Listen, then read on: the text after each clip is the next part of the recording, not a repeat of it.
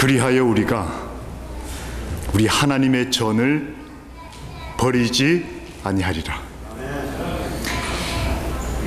그의 첫 사랑을 잃어버린 이스라엘 백성이 파괴와 죄악과 절망을 경험하고 난 다음에 다시 하나님의 전으로 나아왔을 때에 그들의 서원을 기록한 방백들과 제사장들과 하나님의 레위인들이 그 모든 서원에 서명을 한 후에 그들이 외쳤던 말씀입니다. 하나님께서 계신 곳이므로 이 성전을 내가 다시는 버리지 않겠다. 여러분, 이 귀한 하나님의 말씀, 이 서원을 나도 하나님께 드리는 마음으로 이 좋은 안식일, 이 귀한 예배 시간에 하나님 앞에 마음에 깊이 새기는 마음으로 외치시면서 우리 마음의 일주일의 기도의 제목들을 다 하나님께 드리는 그런 시간이 되면 참 좋겠습니다. 제가 먼저 하겠습니다. 짧지만 자주 들으신 분들은 이미 다 외우시고 마음에 이미 소원하셨을 거라 생각되므로 제가 먼저 하고 다 함께 한 번 더 이 귀한 말씀을 제 마음에 새기겠습니다. 그리하여 우리가 우리 하나님의 전을 버리지 아니하리라. 시작. 그리하여 우리가 우리 하나님의 전을 버리지 아니하리라. 이 세상으로부터 떠나는 것보다 더 중요한 것이 구별된 삶을 통해 하나님과 가까이 있는 것이다 라고 아브라함의 삶을 통해 저희가 함께 주의 말씀을 배우고 그 가운데 교훈을 얻었습니다. 40년을 믿었던 모세와 엘리가 둘 다 중요한 하나님의 사람이었지만 40년의 신앙의 연수보다 더 중요한 것은 하나님을 아는 것, 하나님과 가까이 있는 것이라는 사실을 우리가 말씀 속에서 배웠습니다. 행복하기를 원하는 것은 인간의 인지상정이지만 헤로디아는 자신의 방법과 자신의 계략을 통해 행복을 추구하는 그리스도인이었고 마리아는 하나님과 가까이 있기를 좋아하는 그리스도인이었기 때문에 정말 행복의 근원이신 예수님을 다시 만날 수 있었다고 우리가 말씀 가운데 배웠습니다. 그리고 저희가 어제 저녁에는 아무리 우리가 믿음이 좋고 우리 혈통이 좋은 믿음 가문에 태어났다 할지라도 3대 만에 모세의 손자 요나단이 그 믿음의 혈통을 끊어버릴 수도 있다. 그러나 할아버지가 우상 숭배자의 과거를 가지고 있고 그리고 작은 아버지들, 큰 아버지들이 하나님께 예배 잘못 드리다가 하나님의 불로 불타 죽는 경험을 했다 할지라도 그 아들, 그 손자였던 비누아스는 이스라엘 모든 사람들의 절망을 희망으로 바꾸는 지도자가 될 수 있었다. 어떤 사람은 이스라엘을 절망하게 만드는 사람이었지만 어떤 우리 믿음의 후배, 믿음의 손자들은 재림이 지연되면서 이르러오는 이 교회의 절망을 회복시키고 이 교회의 재림의 희망을 다시 한번 일으킬 수 있는 우리 교회의 지도자가 될 수 있다고 성경이 이미 우리에게 삶을 통해 보여주셨습니다. 오늘은 한 사람의 과거와 미래를 비교해 보겠습니다. 제가 일주일 동안 계속 두 사람씩 성경에 기록된 비슷한 공통점을 가졌던 사람들을 비교해 보면서 우리가 어떤 그리스도인이 되어야 하는지를 살펴보았는데 오늘은 한 사람의 예수님을 처음 믿을 때와 그의 인생의 끝 기록을 비교해 보면서 주의 뜻을 살펴보겠습니다. 주인공은 베드로입니다. 베드로의 사건을, 그의 삶을 기록한 성경 기록에 보면 그가 그의 인생을 특징 짓는 첫 기록이나 마찬가지인 기록에 배에서 예수님을 만났다고 기록되어 있습니다. 누가복음 5장에 있는 사건입니다. 그리고 그가 예수님을 마지막으로 만난 거나 마찬가지인 요한복음 21장에 기록된 기록에도 베드로는 예수님을 배에서 마지막으로 만났습니다. 참 이상합니다. 그래서 저는 베드로가 예수님에게 풀타임으로 자신의 생을 바쳤던 계기가 됐던 그 배에서 예수님을 만났던 사건과 그리고 그의 인생에 비록 몇 년밖에 지나지 않았지만 예수님을 마지막으로 만났던 그 배에서의 사건을 한번 비교하면서 나의 삶에는 성장이 있는가, 나는 이 사람을 보라고 누군가가 나에게 손가락을 가르쳤을 때에 자신 있게 내 삶에서 그리스도의 품성을 보여줄 수 있는가? 그리고 나는 여전히 주님을 바라보고 있는가? 베드로는 예수님을 처음 만난 거나 마찬가지인 그 배 사건과 마지막으로 만났던 그 배 사건 두 사이에 몇 가지 공통점, 변함없는 게 있었습니다. 첫 번째, 그의 삶은, 삶의 방식이 여전히 똑같았습니다. 예수님을 처음 만날 때 뭘 하고 있었죠? 밤새도록 고기 잡고 있었습니다. 그리고 그가 예수님의 십자가를 경험하고 난 다음에도 여전히 그는 삶의 방식이 똑같았습니다. 여러분과 저처럼 말입니다. 하루 세끼 밥 먹고 아침에 일어나서 열심히 직장 가고 예수님을 처음 믿어 침례를 받을 때나 신앙 40년 하고 난 다음에 지금이나 삶의 방식은 그리스도인이 똑같을 수 있다고 베드로가 그의 삶을 통해 보여주는 것입니다. 그 자체는 문제가 없습니다. 꼭 예수 믿었다고 직장을 버리고 산에 갈 필요가 없을 수도 있습니다. 베드로가 그랬습니다. 그는 예수님을 처음 만나거나 마찬가지인 사건이 이 첫 배에서 파트타임이었다고 기록되어 있습니다.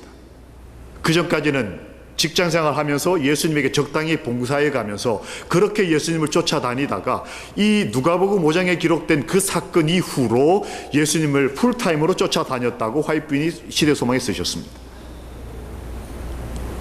그런데 그가 예수님의 십자가를 경험하고 난 다음엔 어떻게 됐는가? 그때도 여전히 그의 마음은 두 마음이었습니다. 의심과 회복을 매일 반복하고 있었습니다. 야, 내가 예수 믿은 지 40년 됐는데 왜 내 일주일이 이렇게 피곤하고 힘들까? 평화로웠으면 좋겠지만 이 땅이 죄악된 땅인 이상 우리의 삶은 예수님 오실 때까지 끊임없이 그럴 것이라고 베드로가 그의 삶에서 보여주는 것입니다. 그래서 우리는 절망하지 않을 자유와 특권이 우리에게 있습니다. 일주일 동안 내 삶이 힘들고 좌절과 실패와 남이 모르는 죄를 경험했을지라도 이 베드로도 그랬다는 거예요. 그리고 그의 삶의 또 다른 변함없는 모습은 시대 상황에 전혀 관심이 없었습니다. 베드로가 처음 예수님 만날 때는 그 시대 상황이 예수님과 침례 요한이 막 복음을 전하면서 나라 전체가 뒤집어졌습니다. 한국에는 뒤집어졌다는 표현을 씁니다. 여기는 어떤지는 모르겠습니다. 나라 전체가 새로운 메시아의 등장으로 인하여 왕이었던 헤롯마저도 그 마음의 양심의 경각을 일으키는 그런 시대였는데 베드로는 뭐 상관없어요. 그냥 밤새도록 고기 잡는 그리스도인이었어요. 요한이 투옥되어도 상관없이는 고기를 잡았습니다. 사내들인과 나사렛의 거절을 통해 예수님께서 돌에 맞아 죽을 뻔해도 베드로는 우리 목사님이 뭐 암에 걸리든 이 교회가 선교가 되든 안 되든 관심 없이 밤새도록 고기 잡는 그런 그리스도인이었어요. 그런데 그가 예수님의 십자가를 경험하고 난 다음에 확 변했을까? 아니었습니다. 예수님께서 십자가에서 온 인류를 구원하시는 그런 기적 같은 일이 벌어졌는데도 바로 며칠 후에 베드로는 고기 잡으러 가서 변함없이 돈벌이에 바빴습니다. 유대의 거절을 통해 예수님께서 정말 어렵게 십자가에서 고통을 당했음에도 불구하고 그는 변함이 없었습니다. 과연 그랬을까요? 만약 과연 베드로의 삶에 변화가 없었다면 화이트빈께서 말씀하신 정로의 계단에 우리가 그리스도인이 된다면 분명히 변화한다라는 말씀은 거짓말이란 말입니까?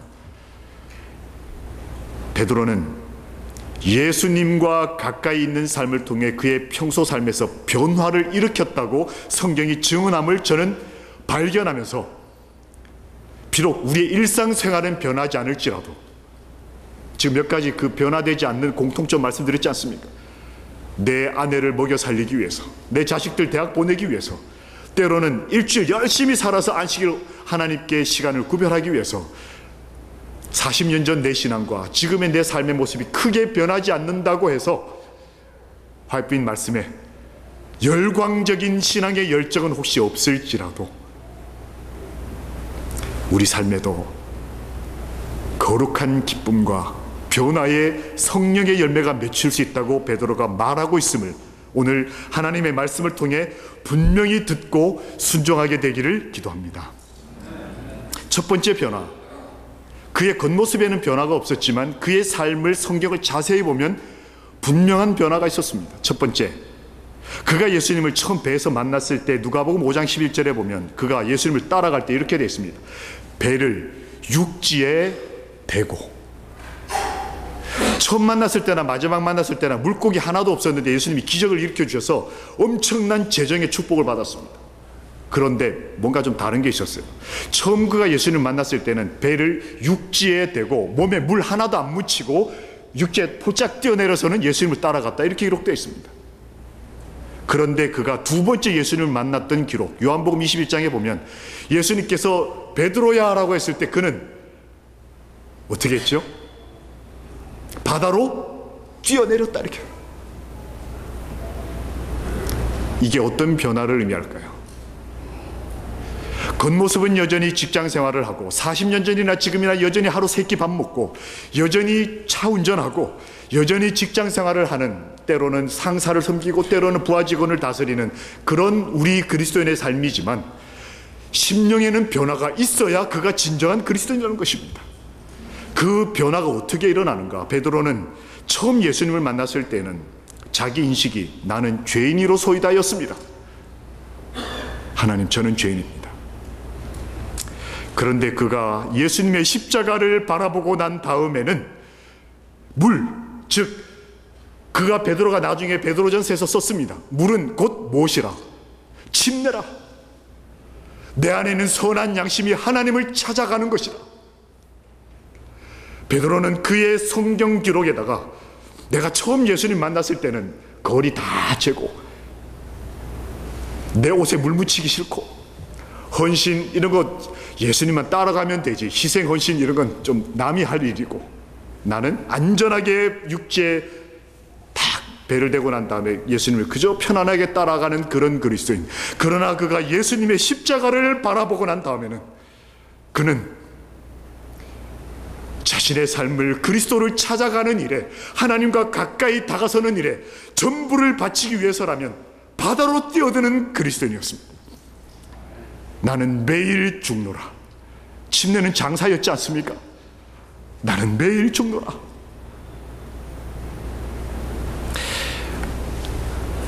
두 번째 차이점이 있었습니다. 그는 예수님을 처음 만났던 배에서는 예수님께서 배에다 그물을 던지라 그랬더니 예수님, 제가 밤새 고생했습니다. 정말 힘들었어요. 말이 많은 그리스도인이었습니다. 이렇게까지 표현되어 있습니다. 누가복음 5장 5절에 내가 말씀에 의지하여. 목사님이 뭐라고 얘기하면 말이 많은 그리스도인이었어요. 결국 순종할 때도 항상 그래서 말씀에 의지하여 뒤에 이렇게 됐습니다. 내가 그물을 내리겠습니다. 내가 말씀에 의지하여. 그런데 참 놀라운 것은 베드로가 두 번째 배에서 예수님을 만났던 그리스도의 십자가를 경험하고 변화되고 난 다음에 그의 반응에는 이렇게 되어 있습니다.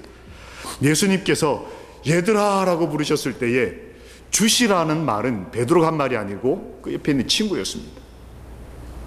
참 재미있는 사실은 두 번째 베드로가 예수님을 만났던 배 위에서는 베드로가 아무 말도 하지 않습니다. 옆에서 누가 얘기를 했어요. 예수님이시다. 그랬더니 베드로가 옛날 같으면 주님, 제가 말씀의 의자에 뛰어내리겠습니다. 왜요? 얼마 전에 했거든요. 그거 태풍 칠 때 예수님 오실 때 주님 저 오게 하십시오 말로 했거든요. 신앙을. 그랬다 죽을 뻔했습니다. 근데 그가 정말 그리스도의 십자가를 경험한 그리스도인이 되고 난 다음에는 아무 말 하지 않고 뛰어내립니다.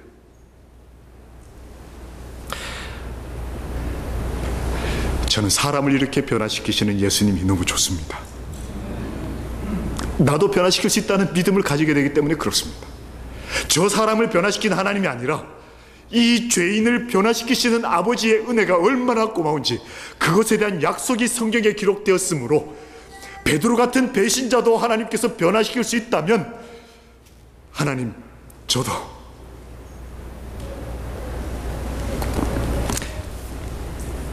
베드로는 말이 앞서는 그리스도인이었습니다. 그런데 그가 그리스도의 십자가의 은혜를 경험하고 난 다음에는 예수님 앞에 말하지 않는 그리스도인이 됐어요. 예수님이 얘들아 했더니 바로 물로 뛰어듭니다. 제자들 아무도 물로 뛰어들지 못했습니다. 거긴 돈도 있고 내 생활 기반이고 아무도 물로 뛰어들 생각을 못했습니다. 이미 나는 침례받았고 예수님의 제자고. 그런데 베드로는 물로 뛰어들어 예수님에게 가장 먼저 가까이 가기 위해서 남들 신경 쓰지 않았습니다. 그냥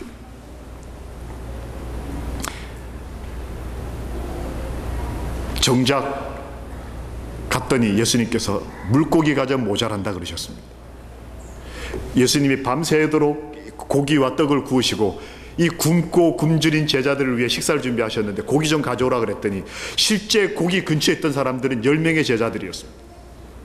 실제 그 주변에 있던 사람들이 제자들에게 물고기에 가까이 있었는데 베드로가 예수님에게 가까이 있었지만 거기에 보면 이렇게 기록되어 있습니다. 베드로가 뛰어가서 물고기 가져왔다 이렇게 기록되어 있어요. 정작 하나님의 주신 축복을 가진 자들은 그냥 그거 끌어안고 있는 것입니다. 내 거야 내 거 이거야. 그런데 바다로 뛰어들었던 베드로는 아무 말 하지 않고 나 물고기 필요해 그랬더니 베드로가 뛰어가서 물고기 가져왔는데 그때의 베드로가 한마디도 하지 않습니다. 그냥 가져오라. 그가 예수님을 처음 만났을 때는 그리스도의 십자가의 은혜를 충분히 경험하기 전에는 말이 앞섰어요. 말도 많고 할 말도 많고. 그런데 그가 진짜 그리스도를 만나고 난 다음에는 예수님께서 도수장으로 끌려가는 어린 양처럼 아무 말도 하지 않는 것이 얼마나 큰 은혜고 얼마나 큰 사랑인지를 보고 난 다음에는 말하지 말고 살자. 그냥 순종하자. 우리 하늘가족 여러분, 베드로처럼 저희도 내 삶을 통해 말씀을 증거할 수 있는 하나님의 가족들이 되기를 예수님의 이름으로 기도합니다. 또 다른 점이 있었습니다. 처음에 베드로가 배에서 예수님을 만날 때는 다 버려두고 예수님을 쫓았다고 기록되어 있습니다. 굉장한 믿음의 선택이었습니다. 다 버려뒀어요. 장모님, 아프신 장모님, 가족, 자기 미래, 하나님 주신 축복, 직장까지 다 버려두고 예수님을 쫓았습니다. 그래서 이 과정을 본 많은 그리스도인들이 부담을 느낍니다. 아이고 이렇게 어떻게 사나. 그런데 그가 예수님을 다시 만났을 때, 마지막으로 만날 때 그의 삶은 조금 변화가 있었습니다. 그가 예수님에게 다시 가까이 가고자 했을 때 유일하게 뭘 하나 들고 갔습니다. 오늘 우리 설교에 우리 성경 구절에 소개된 성경절, 무엇을 들고 가는지 여러분 기억나십니까? 겉옷. 베드로가 배 위에서 주시라는 말을 듣고는 겉옷을 두르고 바다로 뛰어들었다 이렇게 표현되어 있습니다. 여러분 혹시 이 성경절 주목해 보셨습니까? 왜 그랬을까요? 여러분 이때 당시에 이렇게 고각을 이렇게 살펴보면 사람들이 거의 이 어부들은 배 위에서 고기를 잡을 때 거의 옷을 벗고 그 겉옷은 잠옷이심과 동시에 이불도 되었었기 때문에 젖으면 안 되는 옷이었습니다. 그래서 개켜놓고 옷을 거의 벗다시피 한 채로 고기를 잡았는데, 게다가 바다로 뛰어들어서 이 베드로가 예수님까지 가려면 상거가 먼데 이 상거가 약 미터로 바꾸면 90m 정도가 됐습니다. 100m 풀장을 수영을 해야 하는데 베드로가 이제 뭘 입어요? 옷을 벗고 박태환처럼 옷에 딱 붙는, 몸에 딱 붙는 옷을 입고 가도 예수님께 빨리 갈까 말까인데 이불이나 다름없는 이 통옷을 둘둘 말고 뛰어내린다는 것이 여러분 조금 상식적이지 않은 행동이었습니다. 왜 그랬을까요? 예전에 예수님 만났을 때는 정말 젊은 열정도 있고 그 마음에 헌신도 있고, 어떨 때는 직장도 버려두고 시골도 들어가 봤다가, 어떨 때는 헌신을 위해서 모든 헌금 하나님께도 바쳐봤다가, 내 자식들 하나님의 방법대로 교육도 시키기 위해서 신학도 보내봤다가, 이렇게 저렇게 살아보니까 결과적으로 이거 세상 사는 거 그렇게 해서는 안 되겠다, 이제는 적당히 챙기면서 살자, 이래서 베드로가 겉옷을 챙겼을까요? 아닌 것입니다. 베드로에게 겉옷은 예수님께서 며칠 전에 사용하셨던 옷이었습니다. 마태복음 21장과 마가복음 11장에 보면 예수님께서 마지막 일주일을 앞두고 순환주간을 위하여 예루살렘으로 입성하실 때에 어린 낙이 하나를 가지고 왔습니다. 그때 제자들이 자신들의 겉옷을 벗었습니다. 그리고 낙이 위에 안장 대신하여 얹었습니다. 그리고 제자들만큼 믿음이 깊지 못한 사람들은 자기의 겉옷을 벗어서 예수님의 십자가의 길을 앞에다 자기 겉옷을 깔았습니다. 예수님께서 마지막으로 자신의 인생을 만지셨던 그 겉옷, 예수님께서 마지막으로 자신의 인생의 향취를 남기셨던 그 기억과 증거를 베드로는 버릴 수 없었습니다.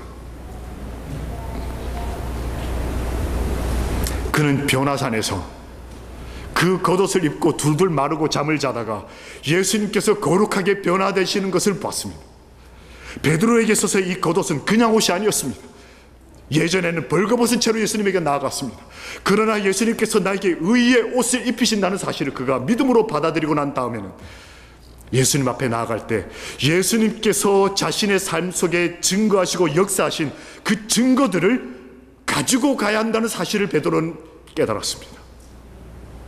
여러분, 우리는 주님께서 재림하실 때에 성령의 열매들을 가지고 주님께 나아가야 합니다. 우리는 주님께서 마지막 잔치를 베푸실 때에 주께서 입혀주시는 그 의의 옷을 입고 나아갈 수 있는 사람들입니다. 베드로는 그걸 알았습니다. 우리에게도 그 믿음이 필요합니다. 우리가 주님 앞에 나아갈 때는 의의 옷, 예수님과 함께 살았던 그 증거들을 가진 옷, 세상에 주신 하나님의 축복들은 다 놓고 갈지라도 예수님께서 내 삶을 만지신 그 거룩한 옷은 여러분 다 입고 계셔야 합니다. 우리의 주인 되시는 임금께서 오셨을 때 그 겉옷을 확인하실 것이기 때문에 그렇습니다. 아론은 하나님의 대제사장으로서 하나님께서 그에게 겉옷을 입히셨습니다. 롯은 그 가난하고 이방 여자로 하나님께 구원받아 예수의 조상이 되는 어머니가 될 때에 보아스로부터 겉옷을 통해 덮임을 받았습니다. 사무엘은 그 어머니의 헌신과 기도로 매년 겉옷을 선물 받았음과 동시에 사무엘이 다가올 때 사무엘이 입었던 겉옷을 보고 사무엘인지 알아보았다고 성경에 기록되어 있습니다. 요나단은 자신의 겉옷을 통해 다윗을 축복하는 의리를 상징하는 겉옷을 다윗에게 주었습니다. 엘리야는 영성을 상징하는 겉옷을 가지고 있었습니다.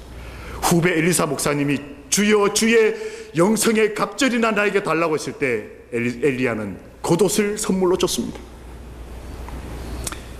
이사야 59장 17절과 61장 10절에 보면 하나님께서 저희들에게 열심의 겉옷과 의의 겉옷을 입히실 것이라고 약속하셨습니다. 마지막 시대의 하나님의 특성 중에 두 가지를 이사야가 약속하셨는데, 하나는 열심의 겉옷, 나이를 막론하고 연세를 막론하고, 첫날 말씀드렸지 않습니까? 베드로가 120의 충성을 바쳤다면 이 가운데 120이 안 되신 분들은 내가 나이가 많음으로 뒷전으로 물러난다는 말은 절대 하시면 안 된다는 겁니다. 열심의 겉옷을 입으시고 젊은이 못지않게 겉은 후패하나 속은 날로 새로우신 하나님의 종들이 되시기를 예수님의 이름으로 기도합니다. 더불어 우리가 입어야 할 또 다른 옷이 있음을 여러분 우리가 잘 알지 않습니까? 의의 겉옷. 그걸 입어야 베드로는 예수님에게 나아갔습니다. 수용하는 이 세상을 헤쳐나가는 일에는 하나님의 옷을 입는 것이 거추장스러워 보일 수도 있습니다. 내가 죽을 것 같을 수도 있습니다.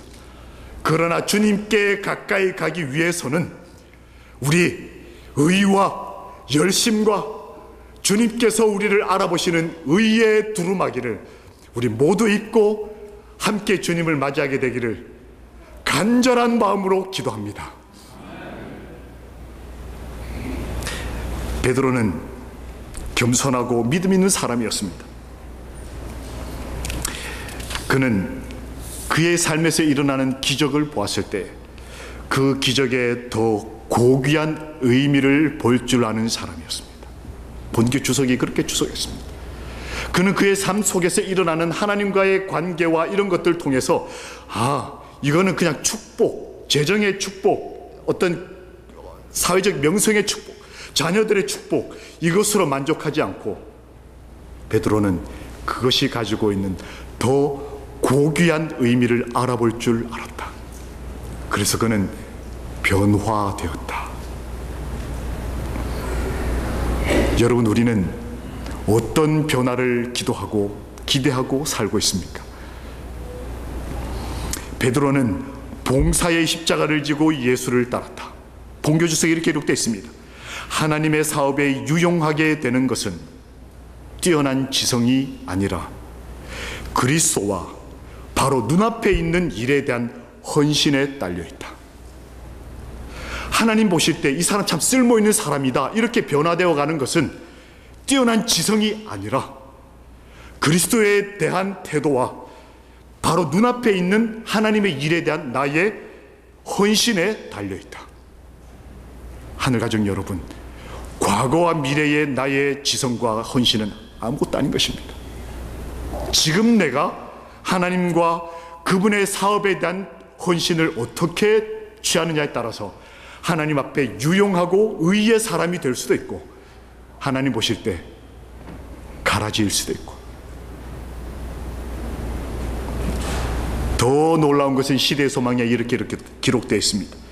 베드로는 자신의 인생에 성령의 역사에 여지를 남겨두었다.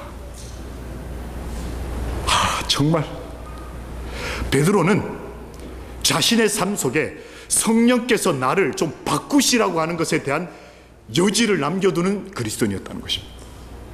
나를 바꿔주십시오.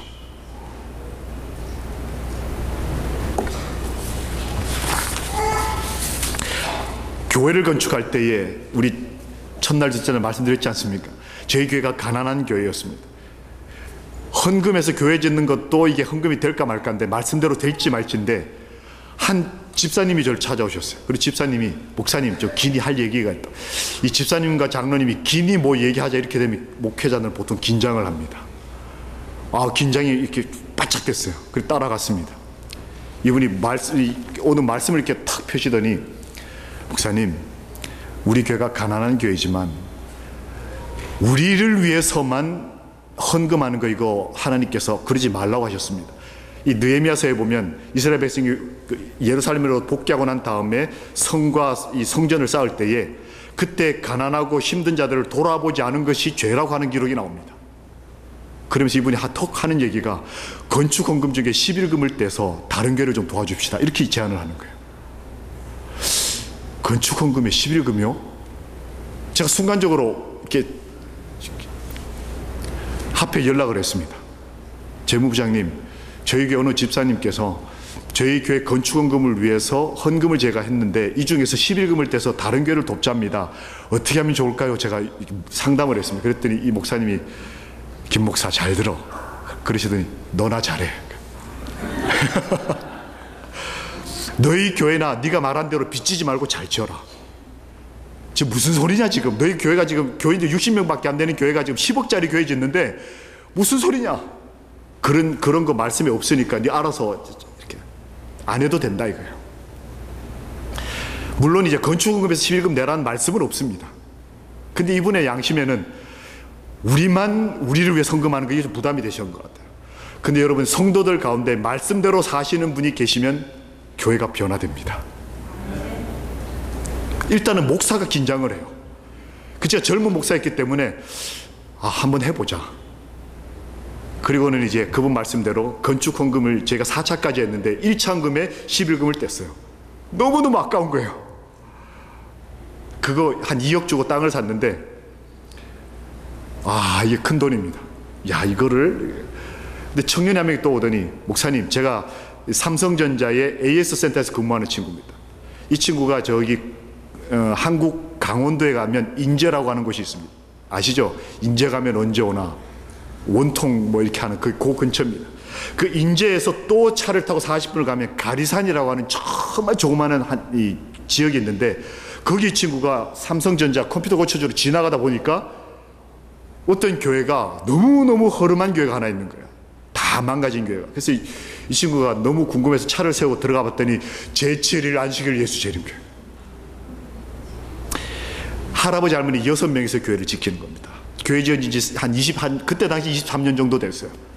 근데 이 청년이 문을 열고 딱 들어갔더니 교회 달력이 그때 그 전전해 달력이 마지막 장이에요. 그러니까 2년 동안 교회를 아무도 돌보지 않은 것이에요.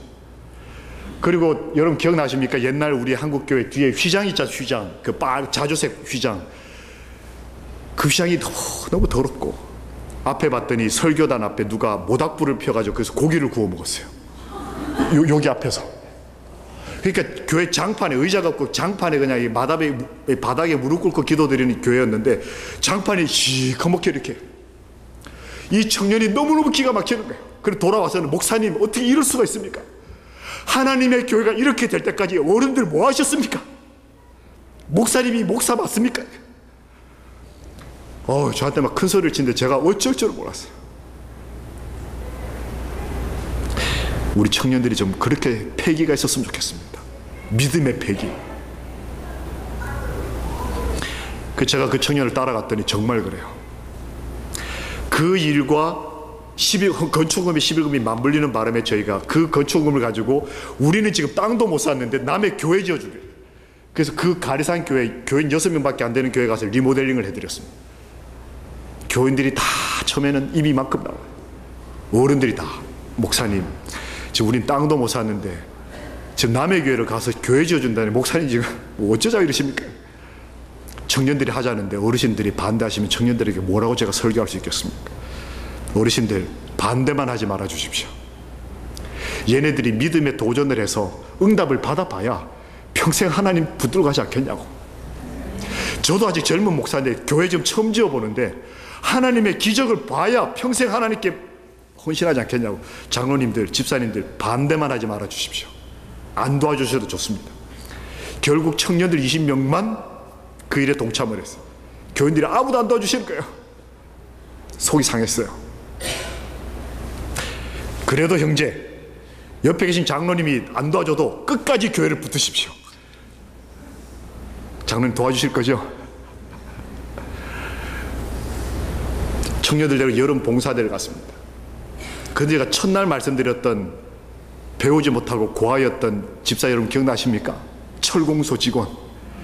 이분이 청년들이 우르르 가는데 가만히 보니까 가서 리모델링을 한다는데 리모델링이 이 샌드위치 판넬이라고 부릅니다. 철판으로 됐고 가운데 스티로폼 들어가 있는 이걸로 이제 벽을 이렇게 쌓는 그런 공사였거든요. 아무리 봐도 청년들 이 목사는 맨날 공부만 하고 아무리 봐도 공사가 안 될 것 같으니까 이분이 그 해도 헌신을 하셨어요. 제가 도와드릴게요 목사님. 이 한마디가 그분의 전부입니다. 뭐 설계가 어떻게 됐는지 헌금이 얼마인지 한마디도 묻지 않고 자기 차에다가 자재 다 싣고 다 가서 청년들에게 시키는 겁니다. 지붕을 뜯고. 이게 한 번에 춘천에서 제가 목회를 지금 여러분 한국 뉴스 보셨습니까? 폭우 내려서 지금 망가진 곳이 춘천 제가 목회하던 곳입니다. 거기서 거기까지 가려면 3시간 반을 가야 됩니다. 그러면 새벽 4시 정도에 모여서 청년들이 새벽 기도하고 출발을 합니다. 우리 오늘 안기호 때 우리 청년들이 복음 전한 것처럼 말입니다. 가서 근데 마지막에 돈이 모자랐어요. 내부 실내 인테리어를 하는데 커튼을 달고 이런 걸 해야 되겠는데 돈이 모자라는 거예요. 청년들이 건축 봉사를 하면서 금식을 하는 것입니다. 청년들 때문에 저 금식 참 많이 했어요. 제가 하고 싶어서가 아니고 청년들이 하는데 목사가 안 할 수 없지 않습니까? 목사님 오늘 건축에는 여청년들이 식사 봉사가 없습니다. 왜? 금식입니다. 가서 금식하면서 하는데 이 청년들이 하나님 커튼을 달고 하는데 돈이 필요합니다 하고 금식 기도하면서 건축을 하는 거예요. 근데 건축을 하고 있는데 어떤 청년이 전화를 받았습니다. 목사님 하고 뛰어왔어요. 왜? 그랬더니 돈 옵니다 돈. 뭐냐 그랬더니 어떤 한 여자분이 자궁이 약하세요. 여자분들 다 아시죠? 아기를 낳아야 하는데 자궁이 약해서 계속 유산을 하세요. 근데 이제 어느 날 정말 아기를 가지고 싶어가지고 아기가 딱 생기자마자 하나님께 기도를 했습니다. 하나님, 이 아이 낳게 해주세요. 그러면 하나님이 제게 주신, 결혼하고 나서 지금까지 남편 몰래 이렇게 결혼할 때 절값 받으신 거 어르신들 기억나시죠? 옛날에 패백할 때 절값 받는 거, 그때로부터 지금까지 남편 몰래 모아놓은 돈이 있었어요. 이거 하나님께 드릴 테니까 우리 아이 살려달라고 하나님께 기도를 했어요. 그리고는 작은 경부에 이렇게 실로 묶어가지고 아이를 어떻게 해서 10개월 동안 베드레스트를 했습니다. 이게 아시죠, 어르신들? 누워서 아기를 지키기 위해서 누워가지고 아이를 낳았어요. 그런데 그 기도를 잊어버렸습니다. 그런데 어느 날 교회 갔는데 식당에서 밥을 먹는데 어떤 사람들이 앉아 얘기하는데, 춘천에 있는 어떤 대학생들이 가난한 교회 가서 교회 지어주더라라는 얘기를 듣고는 갑자기 그 기도가 생각이 났어요. 그리고는 그 자리에서 전화를 했어요. 근데 그 전화를 할 때가 우리 아이들이 기도할 때였어요. 근데 놀라운 것은 그분이 보내주신 돈으로 커튼 다 하고 강대상 새로 놓고 교회 장판 다 깔고 끝. 저희 청년들이 그 통장과 그 다음에 건축이 진행되는 것을 보면서 얼마나 감동하는지. 그 아이들 다 침례 받은 아이들입니다. 어떤 아이는 의대생인데 안식일을 처음 치던 아이들이에요. 어떤 아이는 법대생인데 목사 아들인데 안식일을 처음 쳤어요. 그런데 그런 아이들이 베드로처럼 평소에 살면은 여전히 학생이고 여전히 젊은이고 여전히 그는 밥 세 끼 먹는 젊은이였지만 하나님과 함께 가까이 있는 삶이 매일매일 반복되고 하나님이 살아계신 걸 보고 그들이 변화되는 것을 저는 보았습니다.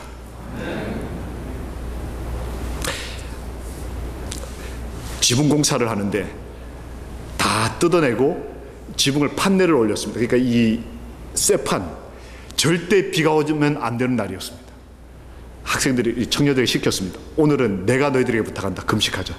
그래서 그날 이제 금식 기도를 하는 목적이 뭐였냐면, 오늘은 비가 절대로 오면 안 된다였어요. 이 지붕을 쌓아가는데 비가 오면 미끄러져서 사고가 나니까. 그런데 전날 저녁에 장로님들이 전화를 막 하시는 거예요. 왜 그러냐 그랬더니 일기예보가 게릴라성 폭우가 그 지역을 지나간다는 거예요. 여러분, 게릴라성 폭우라고 한국식 표현입니다. 국지적으로 비가 갑자기 확 많이 오는 걸 게릴라성 폭우라고 부릅니다. 거길 지나가니까 목사님, 내일은 건축 안 하시는 게 좋겠습니다. 대학생 데리고 왔다 사고 한번 나면 목사님 이때까지 한 거 다 끝장입니다. 그러니까 목사님, 안수도 제가 안수 받기 전이었거든요. 안수도 받아야 되니까 사고 치지 마십시오.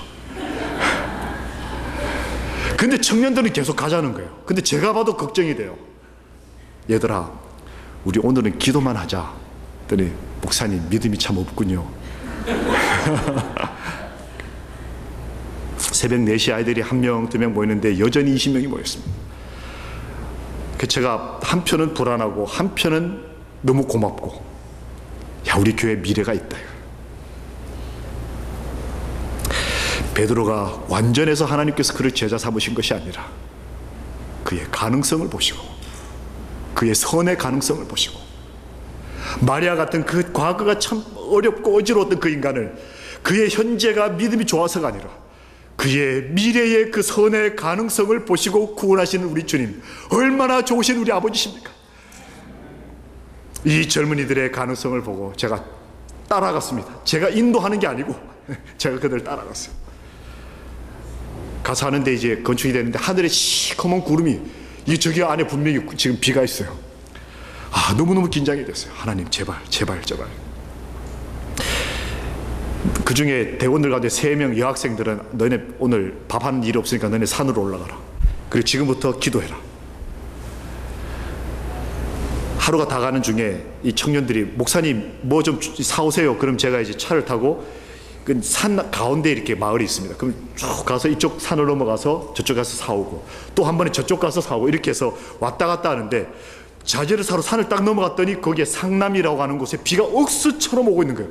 아, 큰일 났다. 이 비구름이 이동하기 전에 빨리 끝내야지 하고 또 넘어왔더니 그 가리사는 비가 오지 않아요. 하나님 땡큐. 그 다음 또 일하고 있는데, 목사님 또 뭐가 필요해요? 이번에 인제 쪽으로 30분을 갔습니다. 인제 쪽에도 비가 억수처럼 와요. 아, 큰일 났다. 다시 돌아왔습니다. 일이 다 끝나기까지 비가 한 방울도 오지 않는 것입니다.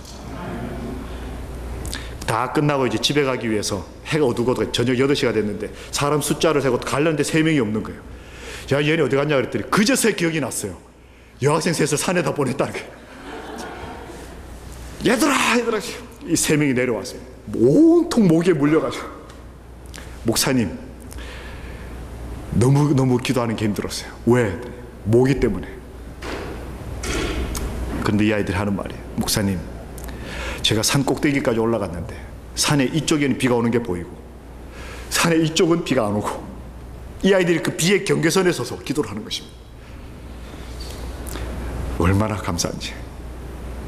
비를 멈추게도 하고 비를 오게도 하고. 이 청년들을 다 챙겨서 이제 차를 타고 춘천으로 출발하는데, 제일 앞에 이제 이 일이 이제 몇 주에 걸쳐서 진행이 되니까 장로님 한 분, 두 분이 동참을 하시고 집사님이 밥해서 오시고 뭐 이렇게 해서 그날은 장로님 몇 분이 계셨어요. 그 중에 수석 장로님이 제일 앞에 선두로 그 차를 모셨는데 갑자기 캄캄한데 차를 세우셨어요. 그러더니 제가 제일 끝차였습니다. 오더니 목사님 큰일 났다. 왜 그러냐 했더니 지금 비가 너무 많이 와서 길이 안 보이는 거예요. 목사님 어떻게 할까요? 지금 이 길이 어딘지를 모르겠다고. 가야 될지 말아야 될지, 아니면 가다 중간에 이게 급류 휩쓸리면 어떻게 하냐고. 목사님 어떻게 할까요?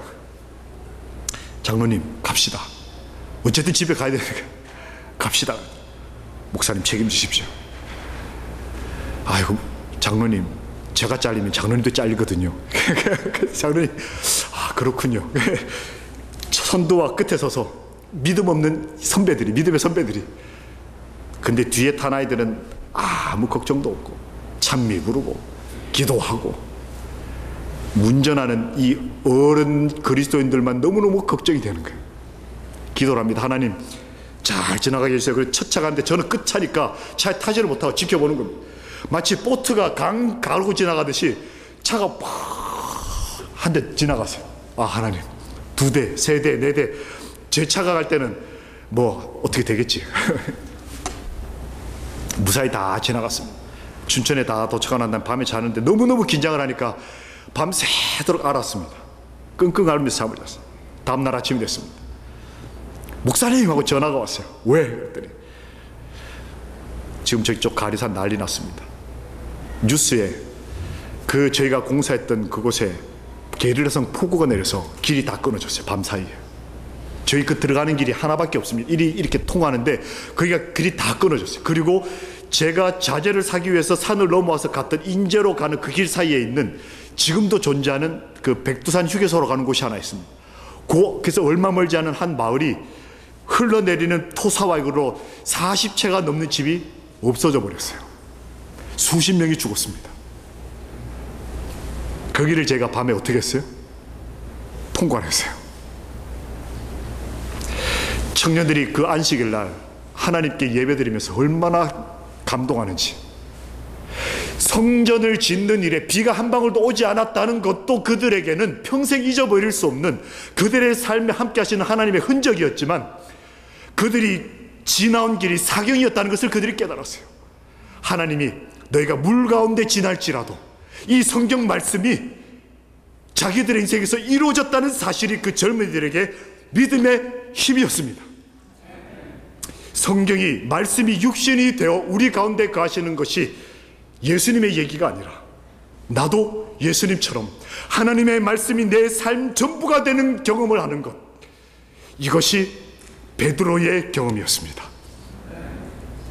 그 증거를 가진, 말씀의 증거를 가진 그 거룩한 삶을 살아가는 그리스도인이 겉으로 봐서는 평범한 그리스도인이고, 내가 처음 예수님 믿을 때나 지금이나 똑같은 직업에 종사하고 있고, 하루 세끼 밥 먹고 어제 나오느니나 아침 해 뜨면 돈 벌러 가야 하지만, 그러나 내 삶에 함께 하시는 은혜와 기적을 잊어버리지 않는 한 미래에 대하여 두려워할 것이 없는 참된 하나님의 자손이 여러분과 저임을, 그리스도께서 피로 사신 영혼들임을 인하여 우리 하나님께 찬양합시다. 베드로만 하나님께서 이렇게 구원하시는 것이 아니라 여러분과 저의 삶도 이렇게 변화시키셔서 어느 날 주님께서 재림하실 때에 성령의 열매를 가진 사람,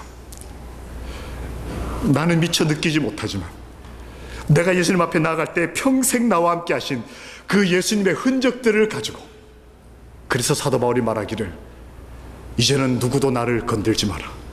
내가 내 몸에 예수의 흔적을 가졌노라. 하늘가족 여러분,